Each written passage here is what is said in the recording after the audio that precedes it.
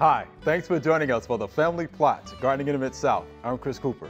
Honeybees pollinate our vegetables. Today we're going to hear some of the latest research and information on these important insects. Also, it's about time to plant fruit trees. Find out how to do it. That's just ahead on the Family Plot, Gardening in the Mid-South. Production funding for the Family Plot, Gardening in the Mid-South is provided by the WKNO Production Fund, the WKNO Endowment Fund, and by viewers like you. Thank you.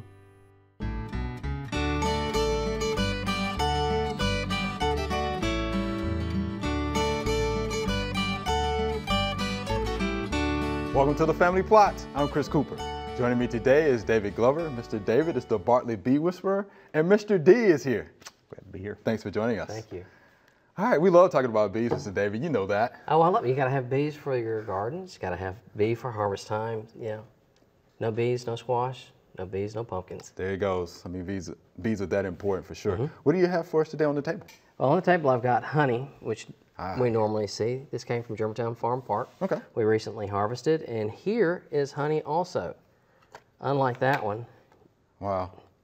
This is creamed honey. Natural honey granulates, and if you control the granulation, you get a smooth, creamy honey. This is good for kids. It's not going to drip on the counters. I think that's pretty neat. What you think about that, Mr. D? That's all right. No mess, man. That's Pretty good. Now, let's hear some of the latest bee information that's out there for us. You know, there's information, there's infotainment. Okay, yeah. And I've been going through the numbers that we've gotten from 2016, 2017 on our bee losses. Okay. The state of Tennessee lost about 49% of our bees. And that sounds scary until you start actually looking at the pool that they drew that information from. State of Tennessee, we have about less than 60 beekeepers report. Okay? Yeah. People who report are the ones who are actually experiencing loss. Sure. In Shelby County, we have more than 500 beekeepers. Wow. And so we've got less than 1% showing up. Yeah. And in the nation, we lost about 33% of our bees. Now, since I've been keeping bees, we were about 2.5 million colonies. We got up to 2.7 million colonies. We dropped back down to 2.62. And this year, we're at 2.89. The numbers I work off of to see how our bees are doing are the USDA NASS report. That comes out April 1st. It comes out quarterly, but the April 1st numbers are the ones that I watch. Okay. Because that's just as we're getting into spring, just as we're getting to hitting the harvest, not the harvest, but the pollination series. We need the bees for that. We do lose bees throughout the year, but the biggest number of bee losses happens with our migratory beekeepers who are taking bees all over. And when you have a large congregation of bees in one area, they're very social. They share what they have. And if that happens to be a disease, it gets shared. If it happens to be a mite, it gets shared. The USDA and the Bee Informed Partnership has said that the #1 killer of our bees is the varroa mite. And that is a communicable mite, sort of like lice, you know, things of that nature, except it's for bees. And it vectors more than 20 different diseases. Wow. And if we can control that mite, we control colony collapse. And the -- 2 is starvation. Starvation. Still. Now, another report that came out just within the last month came from Europe. It's a pan-European study of neonicotinoids. Right. And everybody freaks out when we talk about pesticides, because pesticides kill everything. Yeah, right. And my take on the study, it was the UK, Hungary, and Germany. And they inoculated, or they coated rapeseed, planted it, and then put the bees in the middle of those fields. UK and Hungary had severe losses, and the losses were anything from the bees not being able to reproduce to the bees just dying. Germany experienced no losses. And as you read through the report, you're hearing about all these things that the neonicotinoids did. You get to the bottom of the report, and it says, these numbers may be skewed because Germany had strong hives, and the bees had another source of pollen and nectar that they could go to. So, you take something, put it in the middle of a field, and they have nothing else to eat, nothing else to do. They're going to die. If all you have is cyanide, that's what's going to happen. Right. Germany had no losses.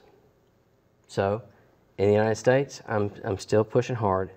Any problems with your bees can be solved with a strong, healthy colony, not diseased. Not diseased, okay. UK and Hungary had diseased bees in the study.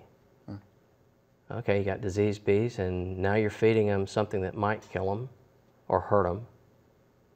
They're going to die faster than a strong hive that has other sources of food around them. So how far are neonics on the list then?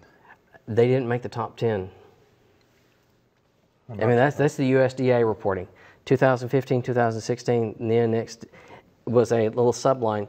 Pesticides may be causing some of our bee losses. That's what, really? Maybe? Maybe. Didn't make the top 10. Things to think about. Yeah.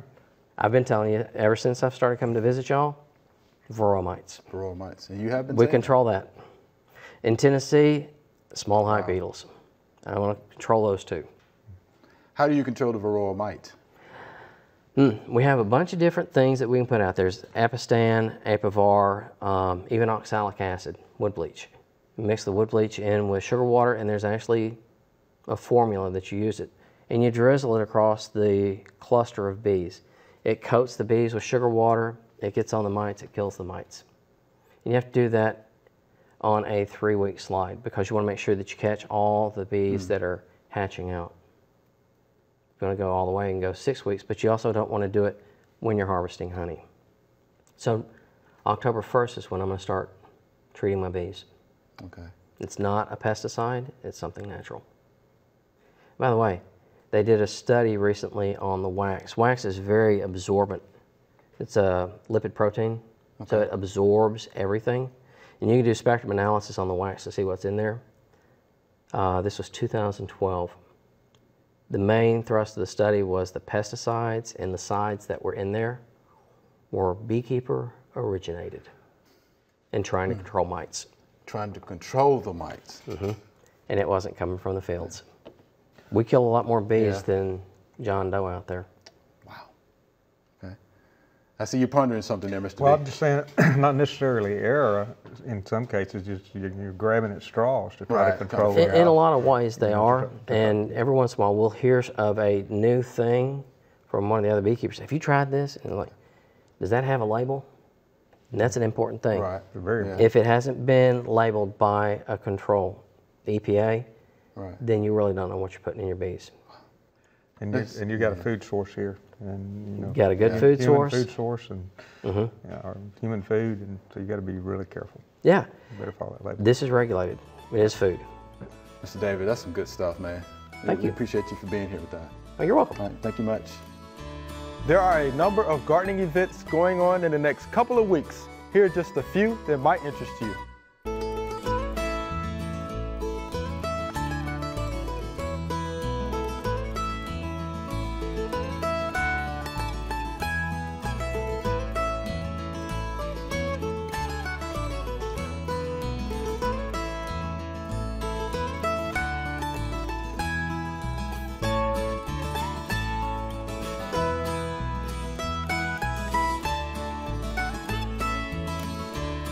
All right, Mr. D, let's talk a little bit about planting fruit trees. Okay, so what do we need to start with that? Is this the time of the year to be doing that? This is the time of the year to be really getting involved in planting fruit trees. It's not the time of the year to stick the trees in the ground. Okay, good. But it is the time of the year to be preparing your soil, making sure that your pH is right, and choosing the varieties that you're going to plant, and choosing, you know, whether, you know, doing research on figuring out whether or not that you need pollinators, figuring out how many you need, you know, to feed a family of 5 or whatever, or depending on what you want to do with them. Going out and choosing the site, and you know, now is the time to do that. You can do some site prep. You know, burn down, you know, you can control some weeds and grasses, you know, go ahead and get it ready to do that. I've got some information that might help with that a little bit. Get my glasses on here. Auburn has a real good publication. Yeah, he knows all about that. And I've copied a few things from the publication, and it's entitled Fruit Culture in Alabama. Cool. And if you have a sloped area and you're planting rows, don't plant your rows up and down the hills. Plant them on the contour, because you don't want to, increase the chances of gullies forming and things like that. In a landscape situation, you don't have to pay a lot of attention to the space things that I'm about to mention, because you can kind of strategically place these, trees around, to, kind of help the aesthetic nature of your landscape. But if you have this is for a family of 5, tree fruits and nuts, 5 to 8 apples, and they recommend the semi-dwarf apples. 5 to 8 peaches if you want to go that route. 5 to 8 plums. 2 to 4 persimmons, 3 to 5 pear trees, 4 to 6 pecan trees. I really don't understand that on the pecans. On the spacings on the semi-dwarf apples, 15 to 25 feet apart. Okay.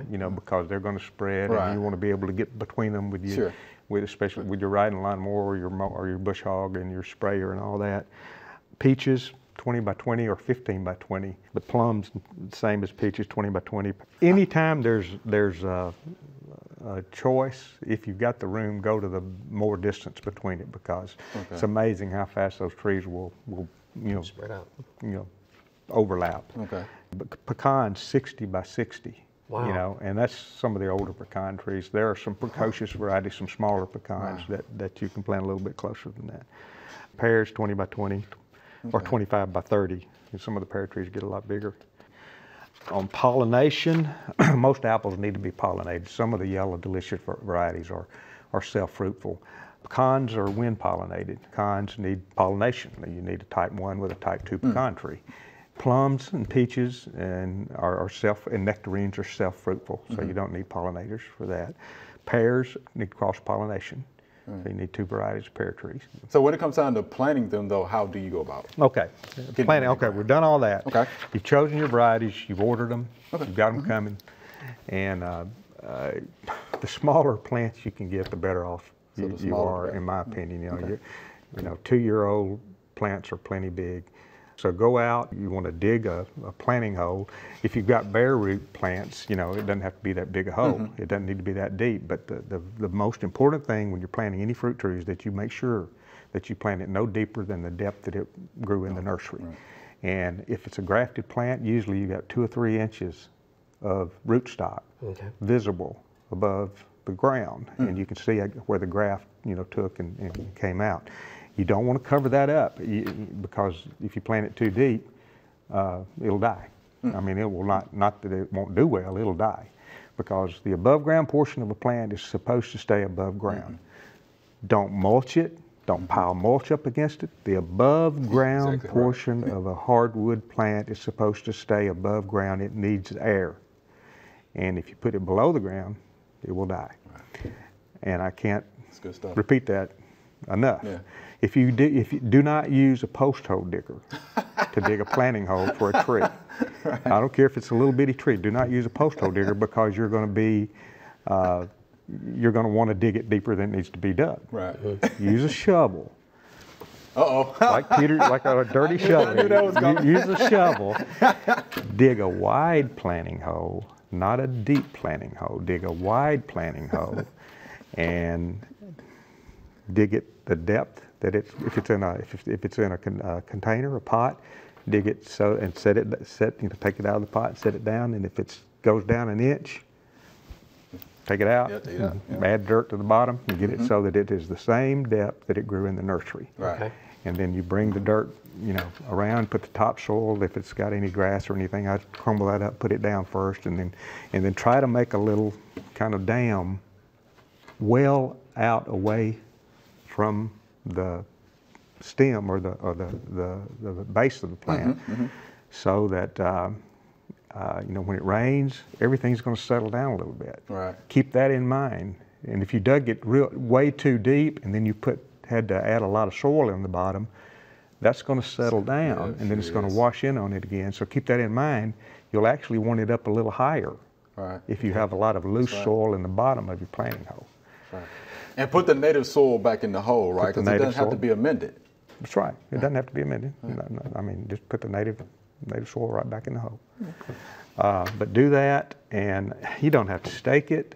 If the plant is, if it's a peach, plum, or a nectarine, cut them off at 20 to 25 inches. If it's an apple or pear, it would be 25 inches. All you're doing is you're telling that plant where the first limbs, you want them to come out. Okay. And then if you've got a real tall tree, cut it down. I bring it down. Let me ask you this though: how do you pick the right tree for your area, for your landscape? I go to choosing varieties for Tennessee, tree fruit, small fruit cultivars for Tennessee. PB 746, Dr. Lockwood up in Knoxville put together a great publication. And in it, he's got peaches, the varieties that are good for Tennessee, and there's a bunch of them. I'm not going to read them all unless you want me to. We can get them on the website. Okay, we put them on the website. Apples, okay, I've got 4 pages of peaches, okay? Wow. Apples, there's not as many apples. Apples do better in higher altitudes.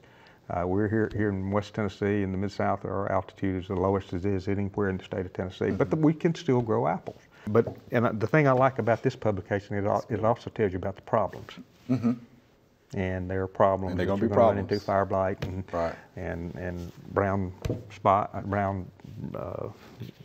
brown rot in peaches, plums, and nectarines.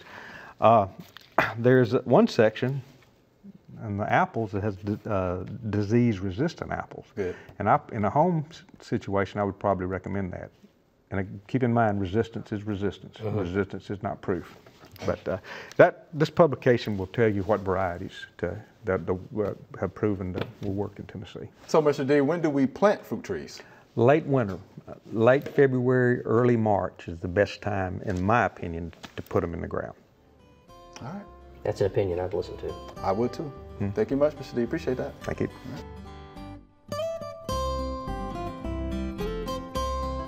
Looking at our blueberry here, looks like it's kind of putting the brakes on, getting ready for winter time. Got a little weed here, a little tree that's trying to grow. I'll get that out of the way. I'm not going to really do anything to it at this point. I am going to prune the dead limbs out of it. It's got 2 or 3 dead limbs here. I don't know why they died, but we're going to go on and get them out of the way. That's one. Do the same thing with this other limb over here. And then we have one, like a 4-inch shoot here, and I'm not even going to get it. I'm going to try to stay out of the green tissue. Just take that off. I did a pretty good job with that.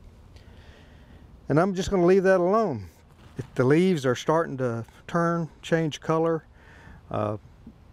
days are getting shorter, we're getting closer to fall. One thing you definitely do not want to do is apply fertilizer right now. We don't want a flush of new growth because, believe it or not, in a few weeks we're probably going to get a killing frost. It's 90 degrees out here today, and we're probably going to get a killing frost within 3 weeks or so.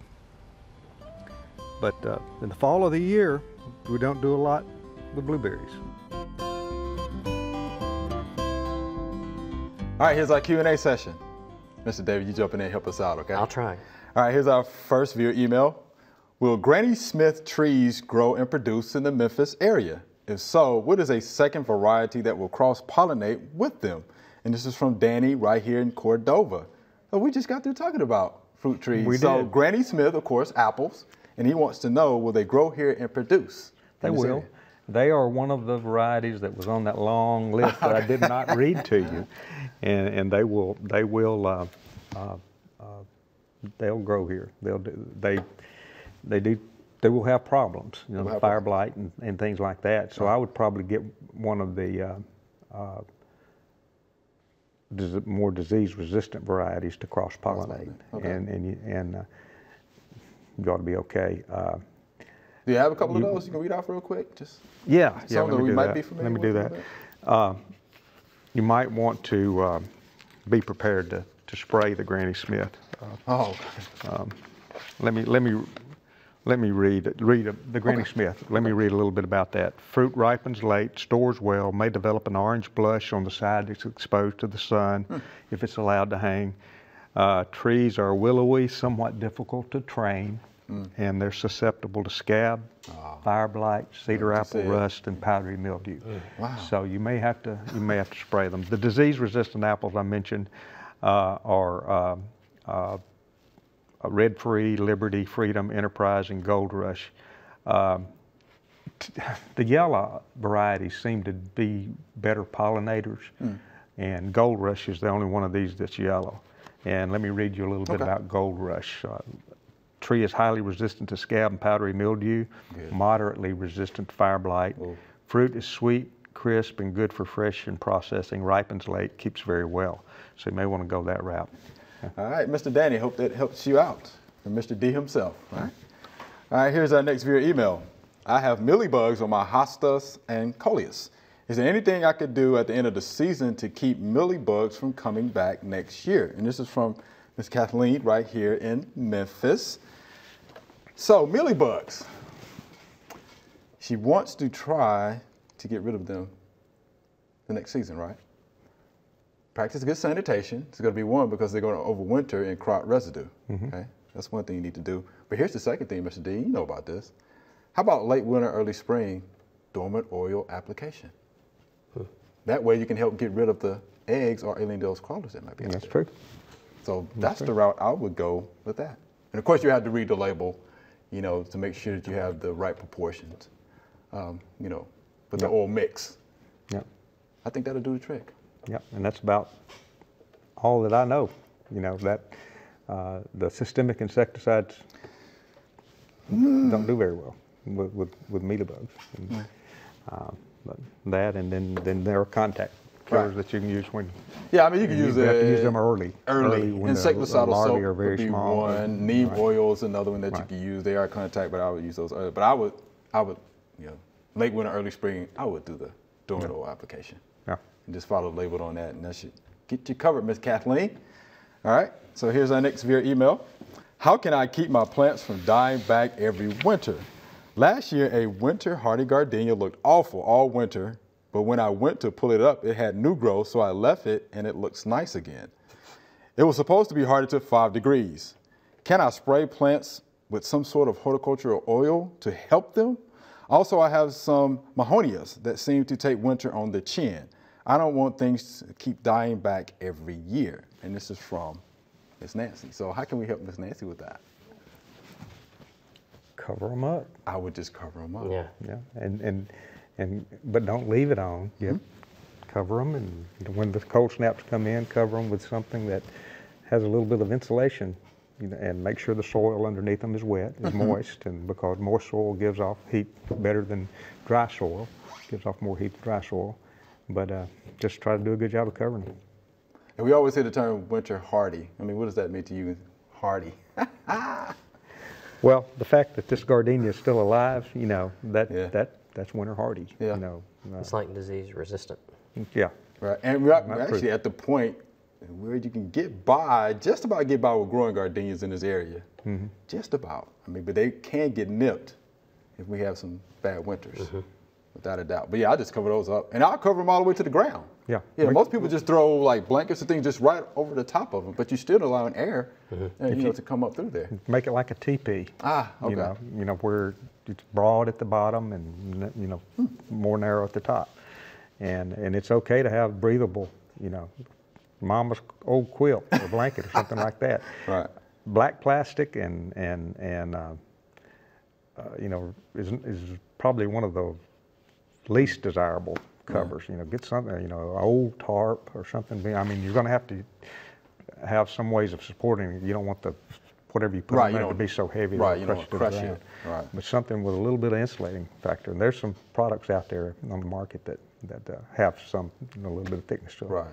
Right. So yeah, you're right. Just cover it. Now, yeah, You need to take it off though. I mean, yeah, make sure when you the take it off. temperatures warm Right. up the next Right. day, and it may Needs to mean come that you off. have to cover up at night and then take it off Right. in the middle of the That's a day good if it point. gets above freezing. You know, take it off, and Good point. if you just leave it on there, then you know you're doing more harm than good. That's right. I'm glad you mentioned that. And she, you know, talked about spraying with an oil. That's not gonna, I mean, not gonna help. You know, that's how we control unwanted birds. We spray them with oil and it makes them freeze to death, right? And that's one of the ways that, Yeah, I've heard that. Yeah. All right, so Miss Nancy, there you have it. Okay, hope that helps you out. So, Mr. D, Mr. David, we're out of time. It's Thank fun. you. Thank you. Remember, we love to hear from you.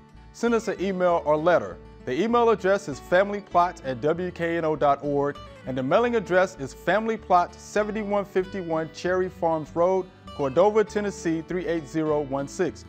Or you can go online to familyplotgarden.com. That's all we have time for today. There are links to the honeybee studies and the fruit tree planting publication at familyplotgarden.com. We have links to information and guides on these topics and many others. I'm Chris Cooper. Be sure to join us next week for the Family Plot, Gardening in the Mid-South. Be safe.